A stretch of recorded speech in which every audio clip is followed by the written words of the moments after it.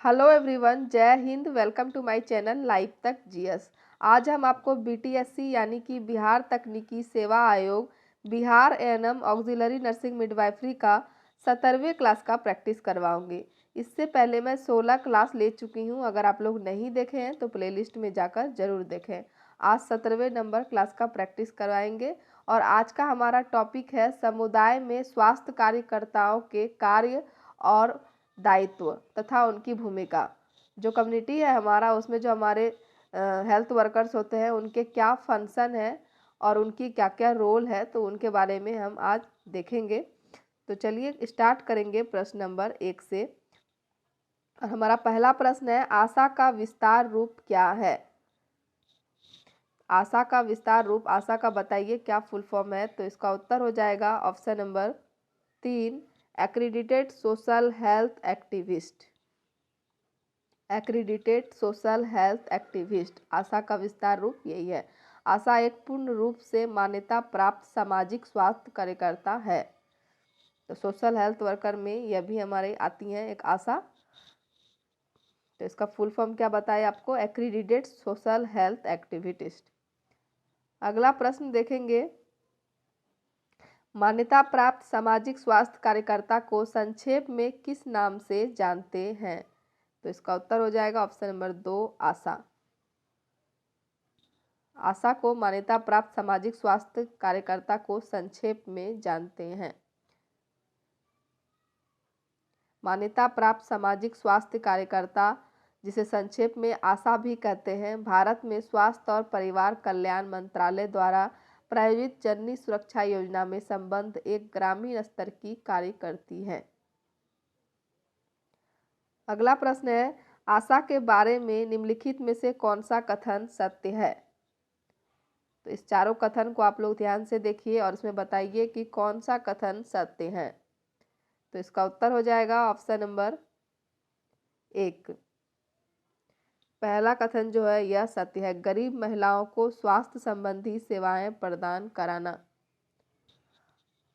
गरीब महिलाओं को स्वास्थ्य संबंधी सेवाएं प्रदान कराना, यह कथन हमारा सत्य है। आशा का कार्य है स्थानीय स्वास्थ्य केंद्र के माध्यम से गरीब महिलाओं को स्वास्थ्य संबंधी सेवाएं प्रदान करना है।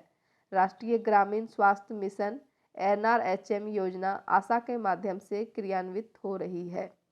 2005 में आरंभ की गई इस योजना का लक्ष्य 2012 तक पूरी तरह क्रियान्वित किए जाने का था। अगला प्रश्न है, आशा की भूमिका और जिम्मेदारियां के बारे में सत्य कथन कौन सा है? इस चारों ऑप्शन में देखिए कि कौन सा सत्य कथन है। तो इसका उत्तर है ऑप्शन नंबर 4, उपरोक्त सभी। इसमें चारों कथन जो है हमारा आशा की भूमिका और जिम्मेदारियों से है।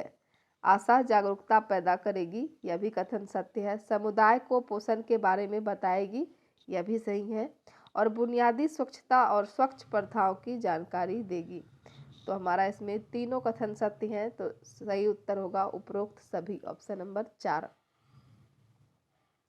अगला प्रश्न है, आशा के बारे में असत्य कथन की पहचान कीजिए। इसमें असत्य कौन सा है, इसको आपको पहचान करना है। तो इसमें ऑप्शन नंबर 4 जो है, उपरोक्त सभी असत्य हैं। आशा केंद्र सरकार की कार्य करती है, यह असत्य है। वह PF योजना के तहत संचालित होती है, यह भी असत्य है। और आशा का पूर्व नाम सहायिका था, यह भी असत्य है। तो ऊपर में जो भी तीनों कथन दिए गए हैं, तीनों असत्य हैं। तो इसका उत्तर होगा ऑप्शन नंबर 4, उपरोक्त सभी असत्य कथन हैं।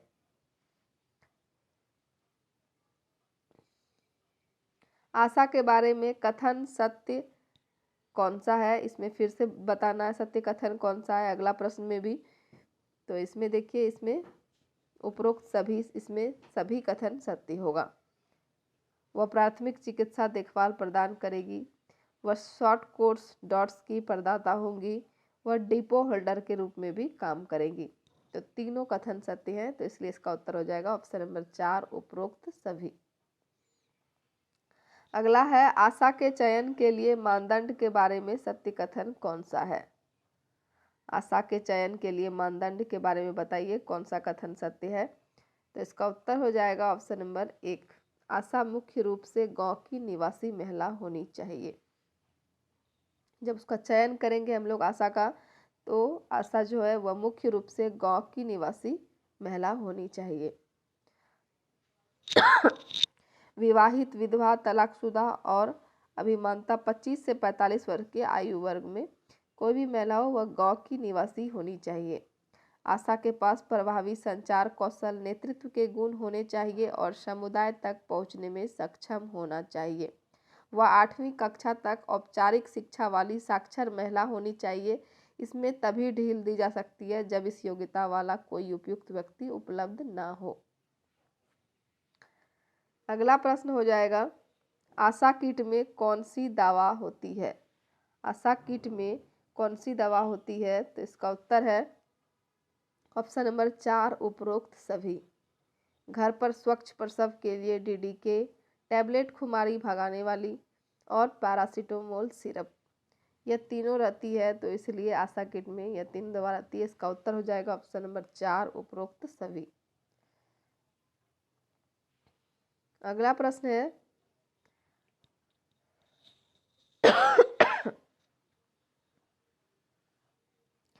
सहायक नर्स मिडवाइफ ANM को किस रूप में जाना जाता है? सहायक नर्स मिडवाइफ ANM को किस रूप में जाना जाता है? तो इसका उत्तर है ऑप्शन नंबर A, प्रथम हेल्थ वर्कर। सहायक नर्स मिडवाइफ भारत में ग्रामीण स्तर की महिला स्वास्थ्य कार्यकर्ता है जिसे प्राथमिक हेल्थ वर्कर के रूप में जाना जाता है। यह समुदाय और स्वास्थ्य सेवाओं के बीच संपर्क स्थापित करने वाली महिला होती है। स्वास्थ्य संगठन के पिरामिड में ANM को जमीनी कार्यकर्ता माना जाता है। अगला प्रश्न है, ANM की भूमिका से संबंधित सत्य कथन क्या है? तो इसका उत्तर है ऑप्शन नंबर 2, सहायक नर्स स्वास्थ्य उपकेंद्रों में कार्यरत होती हैं। सहायक नर्स स्वास्थ्य उपकेंद्रों में कार्यरत होती है। उपकेंद्र एक छोटा गांव स्तरीय संस्थान है जो समुदाय को प्राथमिक स्वास्थ्य देखभाल प्रदान करता है। उपकेंद्र प्राथमिक स्वास्थ्य केंद्र के तहत काम करता है। तो कौन सा इसका सही कथन है? सहायक नर्स स्वास्थ्य उपकेंद्रों पर कार्यरत होती है। ऑप्शन नंबर 2 इसका सही उत्तर होगा। अगला प्रश्न है, किस समिति की अनुशंसा पर ANM की नियुक्ति हुई थी? किस समिति की अनुशंसा पर ANM की नियुक्ति हुई थी? तो इसका उत्तर हो जाएगा ऑप्शन नंबर 2, मुखर्जी समिति के अनुशंसा पर। मुखर्जी समिति जो 1966 ईस्वी में लक्ष्य और प्रोत्साहन की एक प्रणाली निर्धारित की और स्वास्थ्य कार्यक्रमों को लोकप्रिय बनाने के लिए ANM तथा अन्य ग्राम स्तर के कार्यकर्ताओं को एजेंटों के रूप में पहचाना। अगला प्रश्न है, किस वर्ष भारत सरकार की करतार सिंह समिति ने स्वास्थ्य सेवाओं के कार्यों को मिलाकर ANM की भूमिका को बदल दिया? तो इसका उत्तर हो जाएगा ऑप्शन नंबर 3, 1973 ईस्वी में। 1973 ईस्वी में भारत सरकार की करतार सिंह समिति ने स्वास्थ्य सेवाओं के कार्यों को मिलाकर ANM की भूमिका को बदल दिया। समिति ने सिफारिश की कि प्रति 10,000 से 12,000 लोगों पर एक ANM उपलब्ध होनी चाहिए। अगला प्रश्न है, ANM की भूमिका के संदर्भ में श्रीवास्तव समिति का गठन कब किया गया था? तो इसका उत्तर है ऑप्शन नंबर 2, 1975 ईस्वी में श्रीवास्तव समिति का गठन किया गया था। 1975 ईस्वी में श्रीवास्तव समिति ने ANM की भूमिका में विस्तार की सिफारिश की। अनुशंसित विस्तार में एक बहुउद्देशीय स्वास्थ्य कार्यकर्ता के रूप में एक ANM की भूमिका शामिल थी। अगला प्रश्न हो जाएगा, ANM कार्यक्रम को व्यावसायिक शिक्षा का दर्जा कब दिया गया था? ANM कार्यक्रम को व्यावसायिक शिक्षा का दर्जा कब दिया गया था? तो इसका उत्तर हो जाएगा ऑप्शन नंबर 1, 1986 ईस्वी में दिया गया था। 1986 ईस्वी में राष्ट्रीय शिक्षा नीति ने ANM कार्यक्रम को व्यावसायिक शिक्षा का दर्जा दिया गया।